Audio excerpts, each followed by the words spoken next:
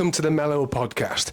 Today we're going to be talking about a topic which most firms have thought about at some point, employed versus self-employed advisors. Now, we've been asked this question quite a bit recently, so we thought we'd get on the incredibly small settee and talk it out between us. Now, interestingly, we have seen both paths work, but there are definitely pros and cons for each. So today we're going to dive into the difference between those two approaches and see how they work. I'm joined by Melo CEO Vicky and Melo COO Gaynor, who have got incredible experience across operations, growth and exit. So hopefully we're going to cover the whole sphere in this conversation today. But before we jump into the pros and cons, probably Vicky, can you start us off? Why are we even having this conversation? Why does it matter? In the past, I think it's fair to say a lot of financial planning firms set up with self-employed advisors. So it was definitely something that we saw as more common previously than what we're seeing today. But because I sit mainly in the exit space, what I'm looking at is the kind of future firms and the ones that are growing, and there isn't really an appetite for self-employed advisors. So I think what we're finding at the moment is a lot of firms are asking the questions like, what do we do? You know, are we set up in the right way to achieve the growth that we're looking to achieve the exit ultimately that we're looking to secure? And is it best to make certain changes now? So we are going through that process with a number of businesses, and we'll touch upon some of the different routes and the ways that, you know, people can look to make those changes as we go through. And Gaynor, do you think that a lot of this is intentional, or is it kind of like drift, or people have set businesses up and thought, well, that sounds reasonable in isolation, let's have a go at doing that? Probably all of the above. I think there are decisions made in the moment, cash flow reasons, and just how you're going to get someone to join you, with maybe not a lot of thought as to the exit and the kind of the final thing. So a lot of kind of mission creep. You start off and then they just do what they've always done. Yeah, and I think you're right, like from a cash flow perspective, I think that's why a lot of firms look at the self-employed route.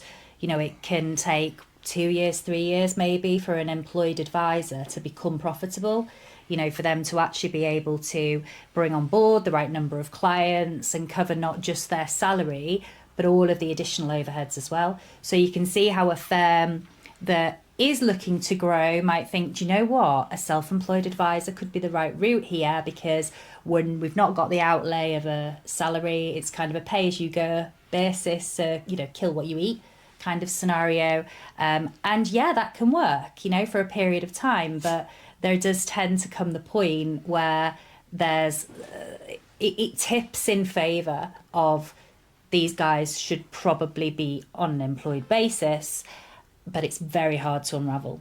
Mm-hmm. So again, it comes back to like, you've got to really think at the outset, what, not just about the decision you're making today, but what implications is this decision going to have in a year, 2 years, 5 years, and at future exit.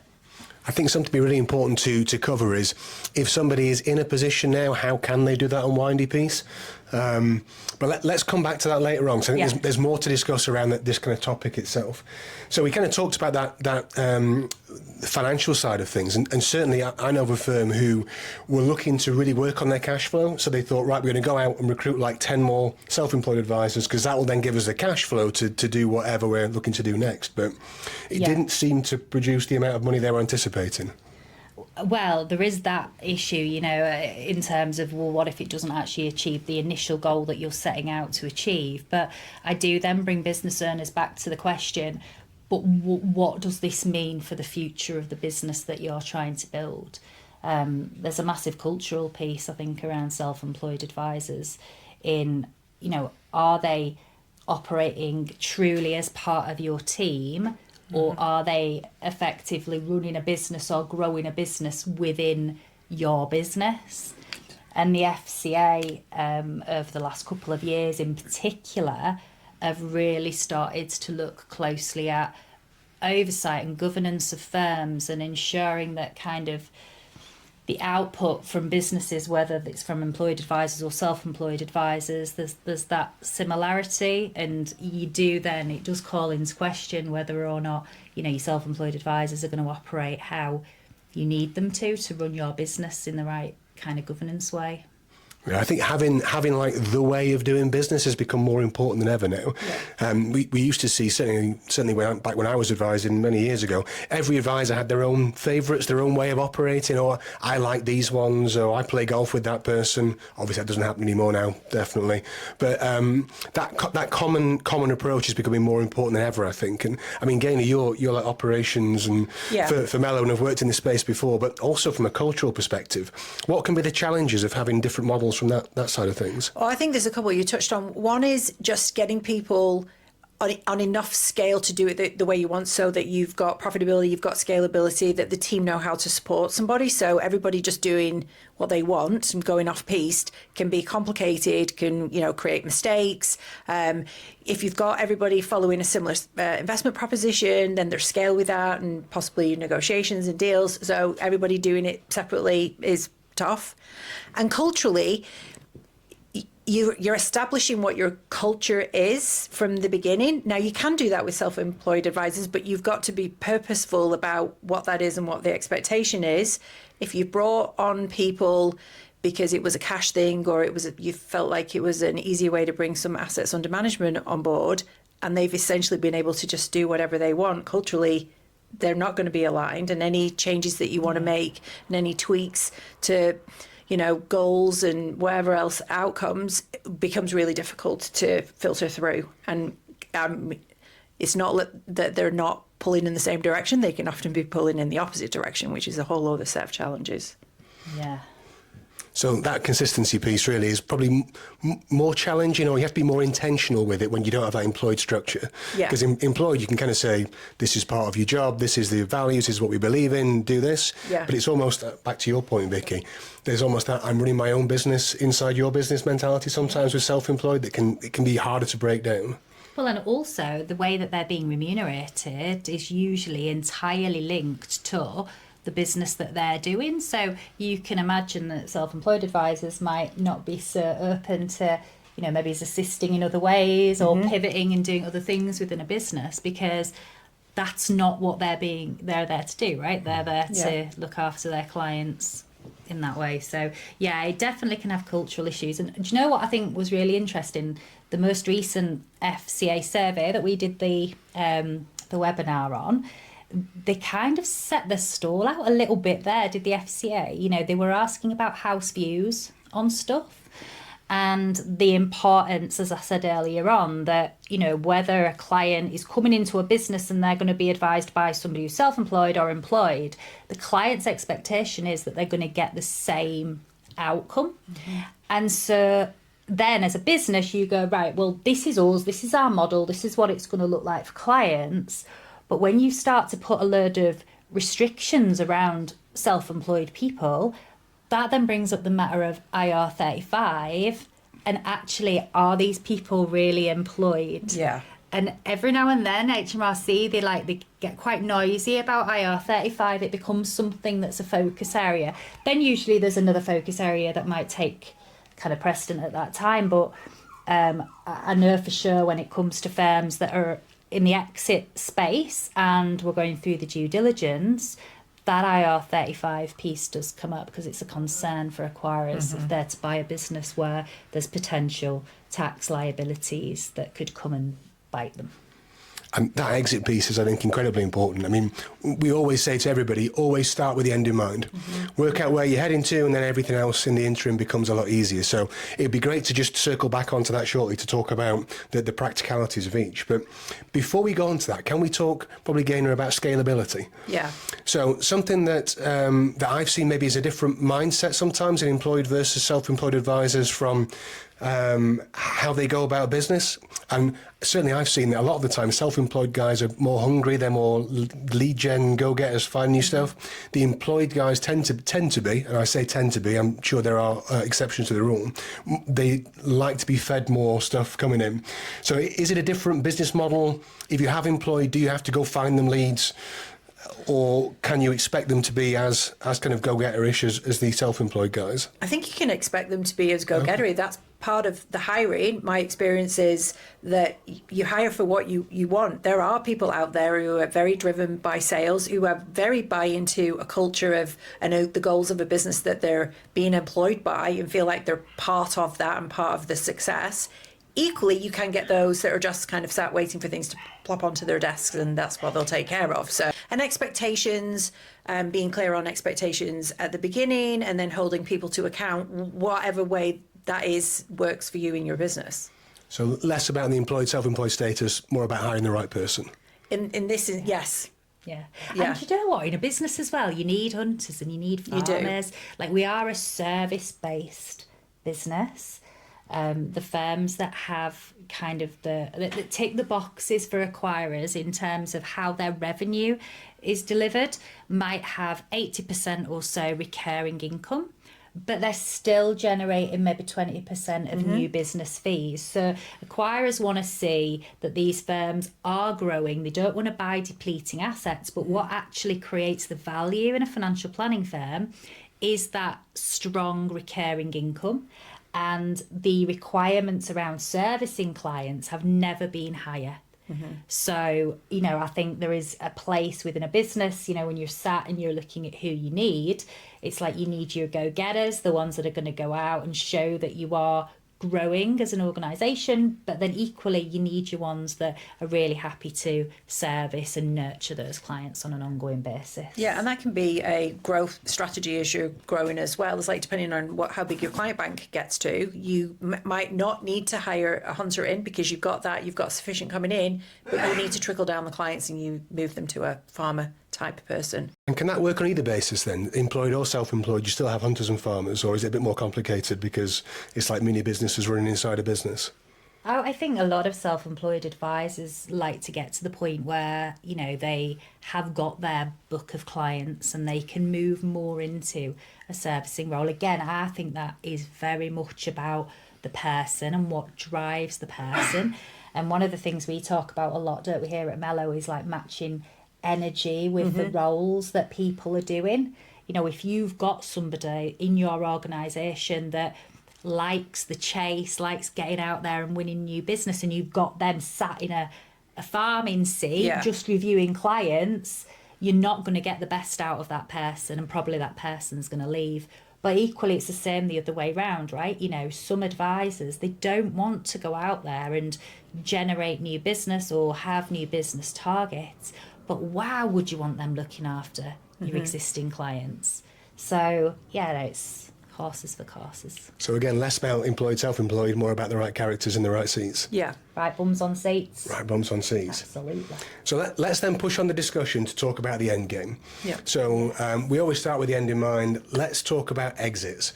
So obviously, Vicky, this is your domain. What do buyers value, or what do they want? What don't they want?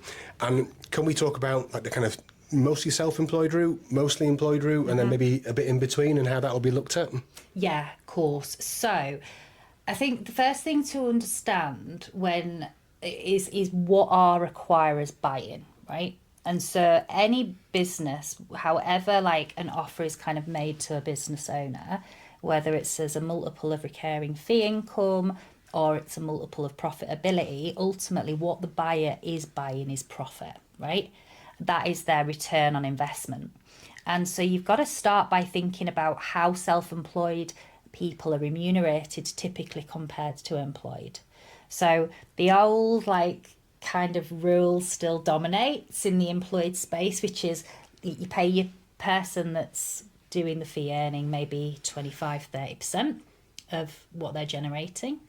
And then you might have another third in overheads to support them and keep the lights on, run the office and everything else. And then the business would be kicking off around a third profit, right? And you'd say that's a great, strong business. When you look at how self-employed people are remunerated, they might be earning 60, 70, 80% in some cases that we see of the revenue that they're looking after.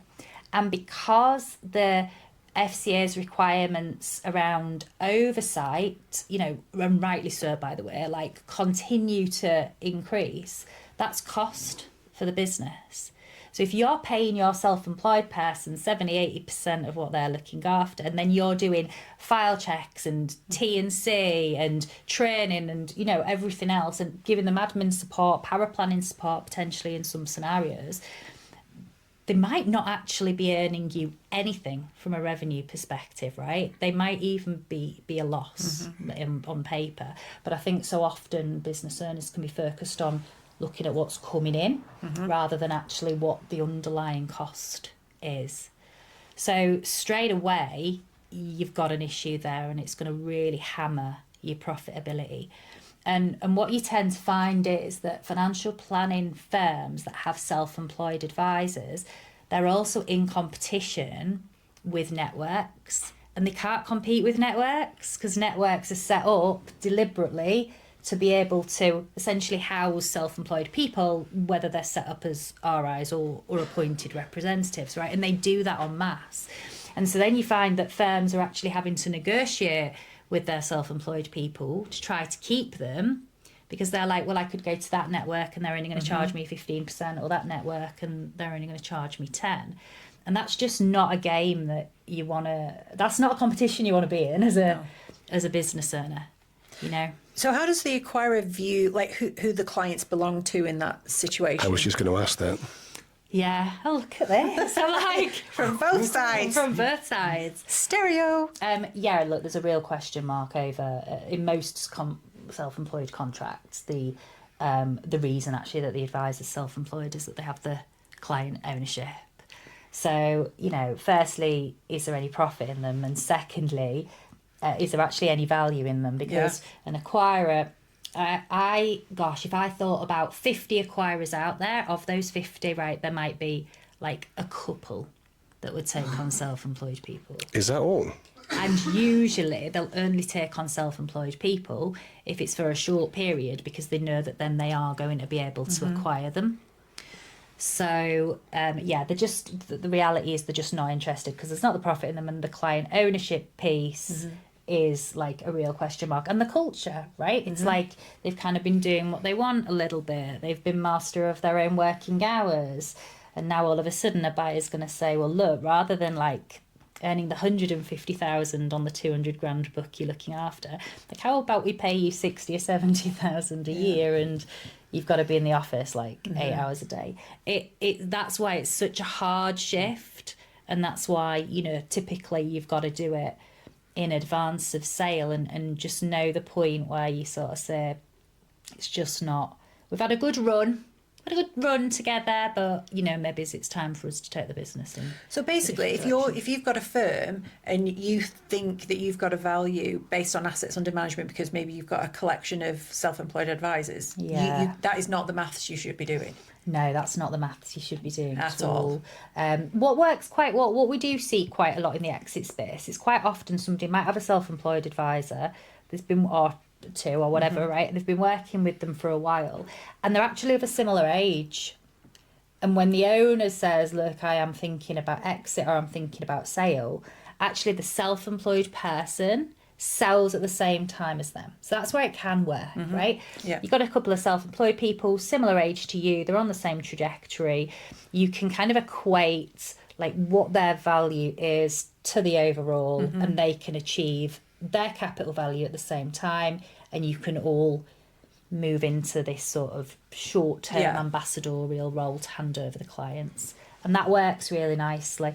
It's where there's a big age disconnect. Like if you've got owners who are in their 60s and they're ready to sell, and they've got someone who's self-employed, you know, in their early 40s, probably that self-employed person isn't going to get the value that they need by selling at the same time as the owner. And there's probably not going to be a buyer out there that's going to want to take them on. So you've got to part ways, and that's hard. And something that I've found actually going into firms and working with them is that there are often not contracts in place with self-employed advisors. And my question was going to be, obviously the best thing to do is have a contract in place. That is the best thing. But does that actually impact the deal on sale, or is just the whole concept of it that they're not as valuable because of the nature of the self-employed status? Yeah, they're just not as valuable. Obviously, like one of the big areas of due diligence, legal due diligence, is to check out any contracts that are in place. So any buyer, as part of their due diligence, is going to look at any employed contracts, any self-employed contracts. Even if you're exiting the self-employed people to move forward with a sale, they're still going to want to review those contracts and understand what is the risk to us of this person that's not going to be here anymore. Is it just restricted to their clients that they're taking, or actually did that self-employed person also have access to other clients? And if they're going without a contract, could they not just take their own clients but potentially take some of the clients that the buyer thinks that they're acquiring? So, usually if people, like self-employed people, are going to exit a business because you've got your exit in mind in the future, it's good to have a little bit of clear water between that happening, because at least then the dust has settled, you know who the self-employed advisor has taken in terms of clients, and you've got the buyer's got the clarity over this is what we're acquiring. So would a reflection be almost that if you're running the employed model, you're building future value by growing that kind of, growing the business in that way and bringing in more employed advisors and creating a bigger overall workforce. The self-employed model is more like you're living for today, and if you can make it work financially, that's great, but there's not necessarily that long-term end position. Yeah, and there are some business owners where they've got self-employed advisors, and these self-employed advisors, by the way, are brilliant in some cases. And if you try to convert somebody from being self-employed to employed, as we've already touched on, to match their package on a salary basis, it's nigh on impossible, right? Because you end up in the same situation as what you had anyway, right? In that there's not enough profit in them. But you can at that point consider, if they're the right people, do you kind of bring them into the business? Do you say to them, look, you're looking after X assets, X recurring income, this is the journey we're about to go on as a business. Can we convert you from self-employed to employed? But at the same time, can we maybe look at adding some sort of shares, some sort of equity participation, like growth shares, or I don't know, EMI scheme, or whatever it might be. And that can be the way to sort of counteract the reduction in salary, but with a view that, look, we're all in this together and this is what we're doing over the next few years. That's a great way of thinking about it, actually, because packages are hard to match from self-employed to employed. Yeah, impossible just on a net income. Something that I've seen work quite well is where the business owner is younger and the advisors are older, just trying to speed up the retirement package and then buying the books into the business. Oh, yeah, that works really well. Yeah, so that can be good, right, to sit down and have a chat with your self-employed people and find out what are their own objectives, what are their own thoughts towards their own exit, and is there a way that within your business and your business model, you know the points where certain people are going to want to exit, and then you can work out like how you're going to fund that. And the earlier you start, the better, because it's hard to fund. You can't carry debt in a regulated firm because of capital adequacy in a directly authorised firm. So if you are looking at buying out your self-employed people as they reach retirement, you've really got to get ahead of the game in terms of, well, how are you going to do that? How are you going to fund that? How are you going to structure that? Do you need a holding company? Potentially that involves a change of control. So yeah, a lot of considerations, but the type of thing we're doing with businesses at the moment. So there's always a way. And going back to one of my earlier points, I think, start with the end in mind. If you know this is where you're heading, then having that plan and thinking, well, this person's going to go in 5 years, they're going to go in 6 years, and you can just start to get your head around how that financing would work, how you would set yourself up for that best transition. Gaynor, let's assume that you are going to make a decision now, the business owner is going to make a decision to say, right, we're going to start to move across to that employed basis from self-employed.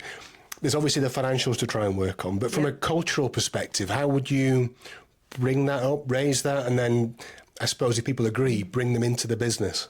Yeah, that's a tricky one. Kind of depends on how strong your culture is prior. So, I mean, I would advise that you are creating a culture and getting clear and being able to articulate how you want things done and kind of how you want to function. And that person is buying into that by sticking around. So therefore, to transition them over then is not like this big step change. So I guess it's like, first of all, just do it. You should be doing that anyway, for growth reasons. And then you're transitioning someone into something that exists rather than, you know, just like globbing people together and then wondering why it doesn't work. You've got to be clear and you've got to have hard conversations. It's not easy. And you've got to be able to willing to sit down and have some tough conversations to get to the nub of everyone's expectations, like not saying something because I don't know, don't want to hurt someone's feelings or don't want to upset the apple cart or have somebody storm off, ultimately can come back to bite you in the bum. So you need to be prepared for tough conversations. I think if you have that operating model to start with, that everyone does things the business way, it makes that transition so much easier because, as you say, you're not kind of herding cats almost that, oh, well, I like to do my thing, you do your thing. If everyone's operating in the same way, it just becomes easier and it's more like a commercial transition to move across rather than a cultural one in terms of how you kind of go about doing things. I think as well, like you've got to put yourself as a business owner into the shoes of the self-employed person. You know, so when you are looking, like it's your choice as a business owner to say, this is the business that I want to now grow. This is how I want my business to look in the future. And therefore, this is how I'm going to need the people inside the business to look. Now, if I was John or Sally or Claire or whoever, and I was moving from this self-employed package into how I need it to look now as a business owner, does that make sense, right? And if it does, then that's great, right? Because you can then build a story and a case and really position that really well through some careful communications with those people. But actually, if it's just not going to work, because you can see that, you know, they can earn incredibly well from their book of clients, and maybe you say to them at that point, like, I think it's the right time now for you to, you know, go under a network or something like that. So it's sometimes you do have to just walk away from people, don't you, and go, we've had a bloody good time, we've done well, but we need to go in different directions now and stay friends. I think it can be really nerve-wracking thinking, well, I'm going to have to change things, I'm going to have to go into it. But as the old phrase goes, you can't make an omelette without breaking a few eggs. And as hard as it might be, having that difficult conversation now might be the best thing ever, because then everyone knows where you're going. We're on the same page and you can all kind of work together towards either coming together or parting ways in an amicable way. That's it. Yeah, that's exactly right. So that's been a really interesting conversation. I think we've covered most angles here. Is there anything else before we wrap up? Last pearls of wisdom that either of you guys would like to give our listeners? No, I'm going to ask Vicky though. I was like, if you were building a firm from scratch, would you, or under what circumstances would you consider self-employed, or would you just start from the beginning? Yeah, I wouldn't. If I was starting with a blank sheet of paper building a business, I would not bring on any self-employed advisors. I see the challenges on a daily basis of people trying to get out of those situations, being at the exit end. And I think for me, if I was starting, I'd be so aware of the oversight that I would need to have and FCA's expectations that I would start just on my own and I would build the business initially around me, really lay down, you know, clarity around proposition, clarity around processes, and then I'd start to move from there into, right, what do I not need to be doing? Let's outsource or let's bring in support to do all the bits that are taking me away from where I can be most effective. And then when I'd built up sufficient clients that were bringing in sufficient revenue and there was still more clients to kind of go at that point, I'd be looking at an employed advisor. Me too, to be fair. I would go employed only route. What about you, Gaynor? Yeah, so I come from a background where it was an LLP and they were part self-employed, but culturally it was very strong. And those people, there was some that were self-employed, had bought into the culture and the clients were serviced in a way, so it wasn't really an issue. But because at some point we started thinking with the end in mind, the decision at a certain point was everyone then is going to be employed, because that's just the cleanest way to do it. Cleanest, most profitable, most united way to do it. I think my biggest takeaway from all of this is that start with the end in mind piece. Yeah. And the sooner you take the time to think about the outcome you're trying to achieve, how you're going to get there along the route, then the easier it is to start putting the pieces in place to make that outcome happen. I think I would also say is like, it is about EBITDA multiples. It is not about assets under management. So don't get distracted by bringing on someone and thinking you've got assets under management when that is not the number. I know, you hear that so much. It's like, oh, but he can bring 50 million or whatever. And you're like, but one, that's his 50 million. So you're never going to own that. So that isn't having any positive impact on you. You know, number two, you're going to then house the liability for every piece of business that they do moving forward for clients you don't own. Yeah. And number three, if you they might be bringing in 250,000 of income, let's say, but if actually you're getting 25% of that, so you might be getting 50 grand, we'll then start to look at what does it cost you per advisor to have a bum on seat. And usually it's quite shocking when advisors go, okay, hang on a second, so this person that's actually bringing a load of assets under advice and a good level of income is earning me no profit and not adding anything to my business value. And you're like, so it's not great. No. Cool. Well, thank you very much indeed, ladies. I think that's been really informative. Certainly, it's some food for thought around different ways of approaching this. And whilst the self-employed model can work, I think it's just understand what you're getting into and what that end position is going to be. And if you're comfortable with that, cool. If you're looking to grow value, it's probably better to go down the employed route, I think, as quickly as possible. Hopefully it's provided some useful information for you, though. And if you're wrestling with what to do with your business, feel free to get in touch. We're happy to have a confidential conversation about where you are now, where you're looking to go, and even what your business valuation currently is at the moment. And if you know somebody else that's struggling with this, feel free to point them at this podcast or indeed to the melo.co.uk website. But that's it for now. Thank you for listening, and we'll catch you in the next one. Thank you. Cheers. Bye.